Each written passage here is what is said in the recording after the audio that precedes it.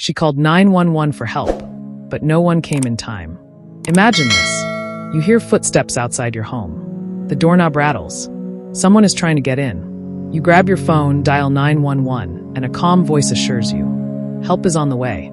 But minutes tick by. The sound grows closer. Your child is asleep in the next room. And suddenly you realize nobody is coming. This is the story of Jessica Turner and her final call for help. Welcome back to True Crime Stories Time. If you're new here, don't forget to hit subscribe, tap the like button, and share this story, because tonight's case will leave you questioning everything you thought you knew about emergency response. Maplewood, Ohio. A quiet town where the loudest thing you'd usually hear on a summer night was the chirping of crickets and the hum of air conditioners in small suburban homes. Jessica Turner lived here with her 7-year-old daughter, Lily. A hardworking 32-year-old waitress, Jessica wasn't wealthy, but she was rich in what mattered: love for her little girl, a reputation for kindness, and a dream that life would one day get easier. On August 14th, 2019, Jessica came home after a long double shift. She tucked Lily into bed, kissed her forehead, and brewed herself a cup of tea. For a few quiet moments, the world felt safe. Normal. But safety was an illusion. At 11:42 p.m., a sharp metallic rattle echoed from the back of the house. Jessica froze. At first, she thought maybe it was just the wind. But then came the distinct sound of a doorknob turning. Slowly, deliberately, someone was trying to get in. She crept to the hallway, her phone in hand, and dialed 911. Her voice trembled as the call connected. Dispatcher. 911, what's your emergency? Jessica. Please, someone's at my back door. I think they're trying to break in. I'm alone with my daughter. Please hurry. The dispatcher spoke calmly, asking her questions, telling her to stay quiet, assuring her that help was on the way. Jessica clung to that promise. Minutes crawled by. Jessica crouched in the hallway, clutching her phone with one hand and pressing the other against her pounding chest. She whispered into the receiver. How long will they be? Please. I can hear him. He's still there. The dispatcher repeated the same line. Ma'am, officers are on the way. Stay calm. Stay where you are. But here's what Jessica didn't know. The closest patrol car was across town, tied up in a heated domestic dispute. The second closest? 18 miles away. Nobody told Jessica that detail. She still believed officers would burst through her door any second. Pause and ask audience. What would you have done if you were Jessica?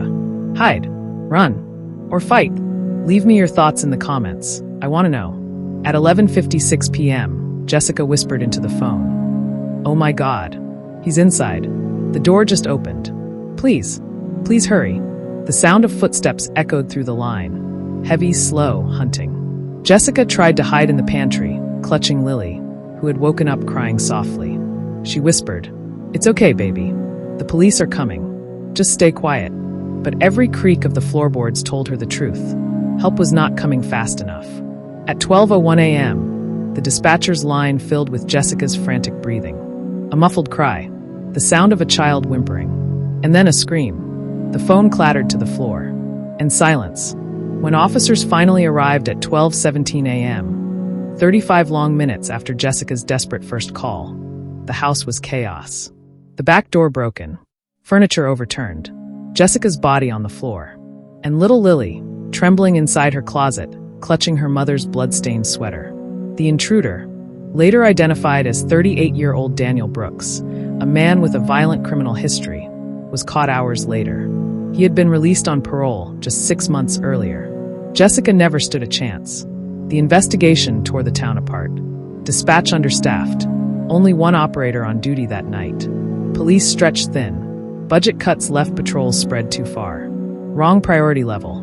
Jessica's call was marked as a priority 2, not the highest urgency. In simple words, the system failed her. Her family sued the city, demanding answers. Local news replayed Jessica's chilling 911 call night after night, forcing residents to hear her terror, to hear her final plea. And people asked the same question over and over. What's the point of calling for help if no one comes?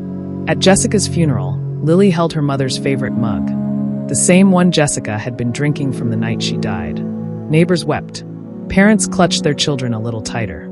And across Maplewood, doors that once stayed unlocked at night were bolted shut. But for Lily, no lock will ever bring her mother back. Jessica's story is not just about a single tragedy. It's about the countless voices whispered into phones across America every single night, pleading for help, believing salvation is minutes away, and sometimes discovering too late that it isn't. She trusted the system. She trusted the promise. Help is on the way. But no one came in time. If you believe Jessica's story deserves justice, hit the like button right now. Subscribe to True Crime Stories Time so you don't miss the next chilling case. And share this video because stories like Jessica's need to be heard. And let me leave you with this haunting question. If it was you on the other end of that call, would help arrive?